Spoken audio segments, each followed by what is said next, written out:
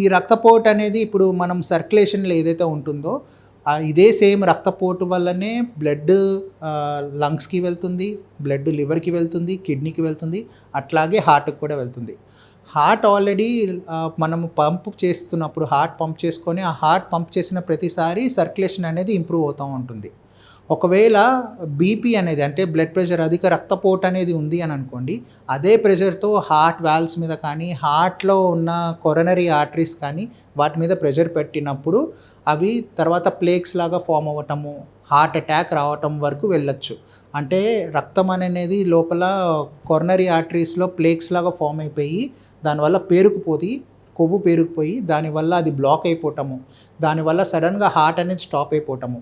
ఈ blood pressure అనేది ఎక్కువ ఉండటం వల్ల హార్ట్ అనేది కాంట్రాక్టిలిటీ ఏదైతే ఒక ప్రెషర్లో అంటే ఒక రిథంలో కొట్టుకుంటుందో ఆ రిథం అనేది కొంచెం ఆల్టర్ అయిపోవటము, దానివల్ల ఏంటంటే ఒక కార్డియోమయోపతి లాగా వచ్చి హార్ట్ స్టాప్ అయిపోవటము, లేదంటే స్లో అయిపోవటము. కాంట్రాక్టిలిటీ తక్కువ అయిపోయింది అని అంటే హార్ట్ స్ట్రోక్ వాల్యూమ్ అనేది సరిగా ఉండదు.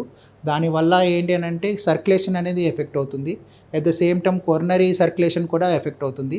దీనివల్ల స్ట్రోక్ అనేది రావచ్చు, హార్ట్ అటాక్ అనేది రావచ్చు. ఇప్పుడు ఇదే రక్తపోటు ఇప్పుడు ఆడవాళ్ళలో వస్తే వాళ్ళకి ఎప్పుడు ఇంపార్టెంట్, నార్మల్గా మగవాళ్ళకి వచ్చినట్టు ఆడవాళ్ళకు కూడా బీపీ అనేది తరచుగా రెగ్యులర్గా చెక్ చేసుకుంటున్నప్పుడు గైడ్లైన్స్ ప్రకారం ఒకవేళ ఎక్కువగా వస్తే కనుక సేమ్ లైఫ్ స్టైల్ మోడిఫికేషన్స్ అనేది చెప్తాము, అవసరమైతే మందులు కూడా పెడతాము. ఇదే ఒక స్త్రీ గర్భిణీ స్త్రీ అయితే కనుక ప్రెగ్నెన్సీ అయితే కనుక వాళ్ళ ట్రైమిస్టర్స్ ప్రకారం ఉంటుంది. 20 వారాలు దాటిన గర్భిణీ స్త్రీకి బీపీ అనేది ఉంది అంటే రక్తపోటు అనేది 20 వారాల తర్వాత బీపీ అనేది పెరిగింది అని అంటే కనుక దాన్ని ఎక్లాంప్షియా అని అంటాము.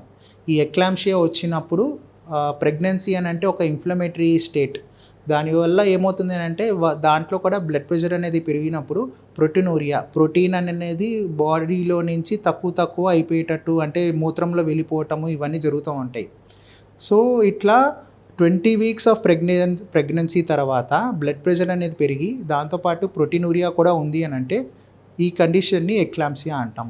ఈ ఎక్లాంప్సియాకి దాదాపు లైఫ్ స్టైల్ మోడిఫికేషన్స్ అనేది సరిపోవు, దాని ప్రకారంగా మెడికేషన్స్ అనేది పెడతారు. ఈ ప్రీ ఎక్లాంప్సియా ఏదైతే ఉందో ఇది ఇట్లాగే కంట్రోల్ అవ్వకుండా వెళ్ళిపోతే తర్వాత ఎక్లాంప్సియా కూడా వస్తుంది. ఎక్లాంప్సియా అంటే ఏంటంటే ప్రీ ఎక్లాంప్సియా అంటే బీపీ ఎక్కువ ఉండటము, దాంతోపాటు ప్రోటీనూరియా ఉండటము. ఎక్లాంప్సియా అంటే ఈ రెండింటితో పాటు ఫిట్స్ కూడా రావటము, సీజర్స్ రావటం, కన్వల్జన్స్ రావటము, దీన్ని ఎక్లాంప్సియా అని అంటాం. సో ఎక్కువ వరకు బీపీ అనేది ఎక్కువ ఉండకుండా మనం మేనేజ్ చేస్తూ ఉండాలి. ఎందుకంటే ప్రెగ్నెన్సీలో ఒకవేళ బీపీ అనేది ఎక్కువ ఉందనుకోండి బేబీ డెలివరీ మీద ఎఫెక్ట్ అనేది పడుతుంది, బేబీ ఫార్మేషన్ మీద ఎఫెక్ట్ పడుతుంది, బేబీ పుట్టాక కూడా తన ప్రోగ్రెస్, తన మైల్ స్టోన్ ఇవన్నీ కూడా ఎఫెక్ట్ అయ్యే ఛాన్సెస్ ఉంటాయి.